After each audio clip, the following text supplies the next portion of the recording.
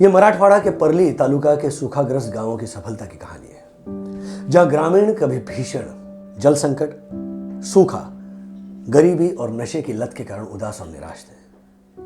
ऐसा लगता था कि वो जिंदा ही इसीलिए थे क्योंकि उन्हें मौत नहीं आई थी। गांव वालों को पीने के पानी के लिए मीलों भटकना पड़ता था और गांव में 12 महीने टैंकर से पानी की आपूर्ति होती थी। टैंकर आने के बाद पानी को लेकर झगड़े होने लगते थे। खेती के लिए पानी नहीं था और लोगों के लिए काम नहीं था, जिसके परिणाम स्वरूप गरीबी और भूखमरी थी।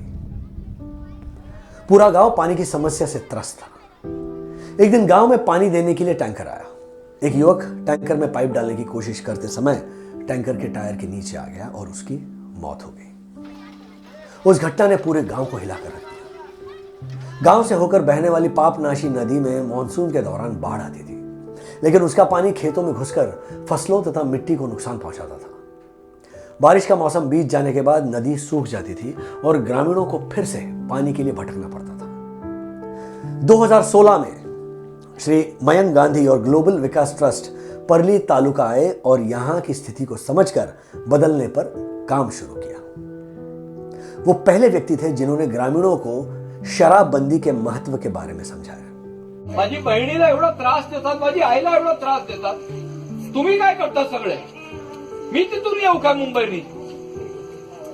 तू बंद करणार, नंतर पटकाई बंद करणार. लोकांची जीवन आपल्याला सुधारायला आलेलं आहे. शराबबंदी के विरोध में गांव में मशाल जुलूस निकाले गए। महिलाओं ने बड़े पैमाने पर विरोध प्रदर्शन किया और गांव में शराब पर प्रतिबंध लगा दिया गया। शराब बेचने वाले लोगों को अपना नया व्यवसाय शुरू करने के लिए 3 गर्भवती बकरियां दी गई। इस घटना के बाद गांव की सभी महिलाओं ने श्री मयंक गांधी को अपना भाई मान लिया।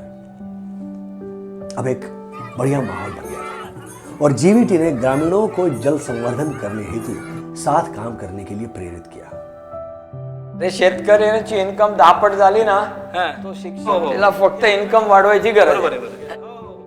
ग्रामीणों से कहा गया कि हर सुबह वो अपना सारा काम रोक दे, अपने घरों को बंद कर लें और पानी के काम के लिए बाहर निकल आए। गांव के युवा और बूढ़े, पुरुष और महिलाएं सभी ने इस मुहिम में बढ़ चढ़कर भाग लिया और श्रमदान किया। इतना ही नहीं, जहां पानी का काम हो रहा था वहां शादियां भी आयोजित की गई।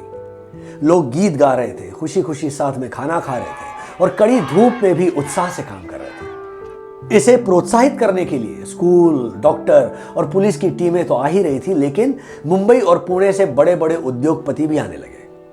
इससे गांव और शहर के बीच सामाजिक अंतर कम हो गया और लोग मिलजुल कर काम करने लगे। कहा जाता है कि जहां लोग साथ होते हैं वहां पानी, सुख और समृद्धि होती है।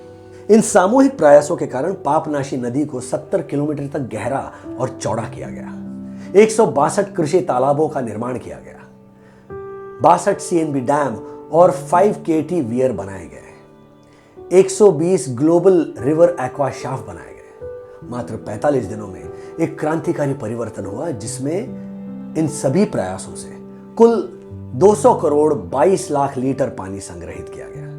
जल स्तर जो 400-500 फीट नीचे चला गया था, अब उभर कर 40-50 फीट रह गया है। सूखे कुओं को पानी मिला और कृषि को पुनः जीवन मिला। अब किसान साल भर खेती करने लगे। ग्लोबल विकास ट्रस्ट के मार्गदर्शन से किसानों का उत्पादन कई गुना बढ़ गया। ग्रामीणों के जीवन में खुशियां खिल उठी।